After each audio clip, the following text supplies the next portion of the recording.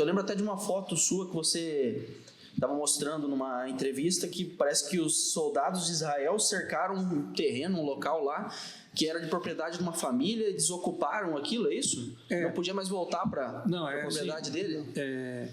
Tem uma força em Israel, militar, que eles usam tudo farda preta, que é aqui de demolição. Então, eles chegam na tua casa e falam, ó, você tem que sair, que eles botam bandeira preta na tua casa, assim, geralmente as casas são de laje, né? Então os caras sobem lá, botam as bandeiras pretas, aquela casa vai ser demolida. Daí, assim, eles te dão lá, você tem 48 horas para demolir tua casa. Se você não demolir, eles ainda vão demolir a casa e ainda vão te cobrar o preço da demolição. Você vai ficar devendo para o governo de Israel por ter quebrado tua casa. E você pode construir no mesmo terreno, só que do lado, não no mesmo lugar. Agora, por que os caras vão lá, vão demolir tua casa? Não tem. Não precisa, eles não dão nem justificativa para isso. Não tem justificativa, sabe? Não tem justificativa. Ah, porque é perto de um campo que nós vamos ocupar aqui, daí não quero que vocês fiquem aqui. É assim que funciona. Essas cenas que a gente vê hoje aí, Riz, dessas pessoas sofrendo muito naquela região lá, né? Chegou a presenciar algo nesse sentido? Muita fome, muita pobreza nesse sentido? Não. Na época? Isso eu não cheguei a presenciar, porque hoje eles estão sitiados de vez, né? Sim. E aí a ajuda humanitária parece que está começando a entrar agora, tá? Porque Israel não estava liberando para entrar, mas parece que está entrando agora. Na Palestina, que eles chamam de Cisjordânia, né? E que é cercada também, tem muito agricultor, né? Apesar de ser uma terra muito seca, mas eles conseguem plantar. Tem muita fruta, tâmara, uva, figo, que por não ter água, muita água, eles são só açúcar, eles não têm líquido, né? A uva é pequena, mas é açúcar pura, não tem líquido dentro, não tem água. É um néctar ali mesmo, né? Não tem água, então Só pra gente entender, então, tem a faixa de Gaza ali, qual que foi a região que vocês puderam se deslocar lá na época? Na época a gente esteve em Ramala, Jenin, Belém, Jerusalém, Khobar, que foi uma cidade que a gente se hospedou. A faixa de Gaza é o trechinho ali do litoral, né? Isso, a faixa de Gaza é o litoral, né? A Gaza é o litoral. Eles falam faixa de Gaza porque realmente eles fizeram uma faixa, sim, que era só Gaza, né? Era só Gaza. Daí os caras pegaram, cercaram com um muro. Aí onde é o Egito, os caras fizeram uma fronteira, que daí fica Israel antes da fronteira do Egito. Então ninguém do Egito pode entrar em Gaza e ninguém pode sair pelo Egito. Você não pode sair pelo Egito porque o exército israelense está ali naquele portão. No mar, os navios de Israel não deixam entrar, tanto é que prenderam aquela menina, a Greta, prenderam porque ela estava tentando entrar de barco em Gaza, não deixaram, tinha até um jornalista brasileiro que não deixaram entrar.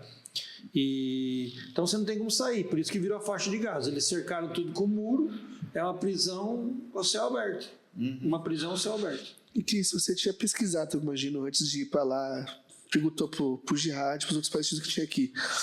E que momento que você chegou ali e falou, cara, isso aqui realmente existe? Cara, eu pesquisei, eu li, eu conversei com pessoas que foram para lá, mas são realidades diferentes. Por exemplo, eu tive um amigo que foi para lá e foi fazer mais visita política, se hospedou em hotel e tal. É uma realidade, porque assim, as pessoas vivem lá normalmente, cara. Tem a Avenida Brasil deles, que eles vão lá, tem o comércio, as pessoas compram, as pessoas vivem, entendeu?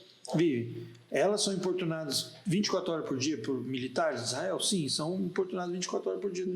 Os caras fecham um comércio, prendem gente, param um carro, o tempo inteiro, do nada. Entra um monte de blindado na Avenida Brasil aqui, por exemplo, digamos, entra lá 5 blindados do Paraguai aqui na Avenida Brasil, fecha o comércio, prende 3, 4 pessoas, vai embora. É assim que funciona. É uma vida que não tem estabilidade nenhuma. Não existe. Só que as pessoas vivem. O que eu fui fazer lá? Eu fui ficar em casa de pessoas, porque eu queria saber como era, eu queria registrar o dia a dia das pessoas, eu queria saber como é que é o dia a dia dos palestinos, para depois poder falar, né? Para poder chegar e ter conhecimento de causa, né? Tipo, eu não dormi nem uma noite em hotel, eu sempre dormi em casa. Tanto é que uma noite em Khobar, os caras invadiram a rua que a gente estava, que era a rua principal de Khobar. Khobar é um vilarejo, como se fosse a Vila Paraguai, só que casa dos dois lados, são tudo fazenda de azeitona, de oliva, aquelas casinhas de 2 pisos, só de reboco, né? Agricultor, pessoas humildes, assim, que fazem o azeite de oliva e tal. E a gente dormiu numa casa. E o dono, eu fiquei no quarto do filho do dono, que ele tirou o filho dele para dormir, para que eu pudesse dormir, que era o quarto principal da casa, que era de frente para a rua. Aí tinha uma tela de mosquiteiro, assim, eu deixei a janela aberta, porque era fresquinho e tal. Aí o dono chega de madrugada e tampa minha boca, me acorda assim e fala para eu olhar. Eles entraram em todo Israel, entrou em todas as casas do vilarejo, prendeu todos os homens. Só não entrou naquela casa que eu estava porque eles sabiam que tinha um jornalista estrangeiro lá e eles não entraram na casa. Rapaz. E prenderam todo mundo, todos os homens em idade militar, né, que eles falam que é adulto, né, 14 para cima, eles levam tudo preso. Sem justificativa nenhuma, só levou. Aí eu olhava assim, estava muito escuro, não dava para fotografar, né? Porque, tipo, a casa estava meio numa colina assim, daí a gente via a rua.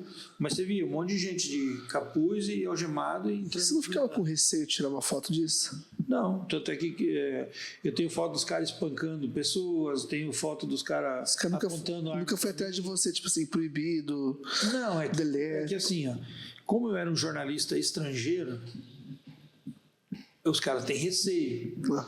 Entendeu? Porque uma coisa eles atiraram no jornalista palestino, como eles fizeram em Gaza, que eles mataram um monte. Inclusive mataram uma fotógrafa que eu conhecia.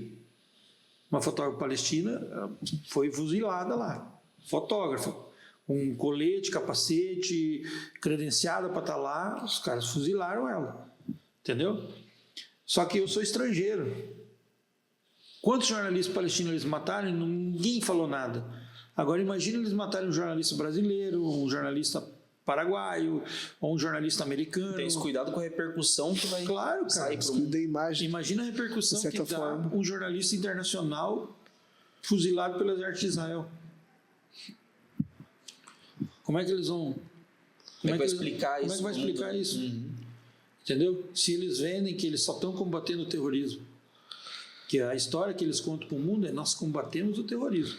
Eles não contam que eles tiraram as pessoas em 1964 lá e falaram para o cara, não, só leva a roupa do corpo aí, leva nada, não, fica com a chave da casa, tranca aí, que é uma semana para nós combater os caras aqui e depois vocês voltam.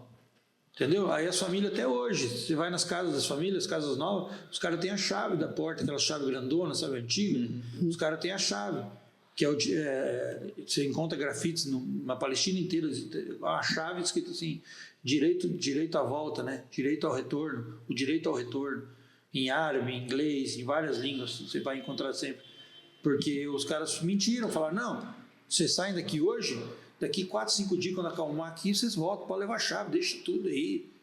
Os caras entraram, roubaram tudo que podiam roubar, destruíram as casas, muitas casas ficaram de pé e não deixaram voltar, e as pessoas não puderam voltar para as casas. Então, sempre, não é de hoje, é desde a década de 60 que os caras estão fazendo isso.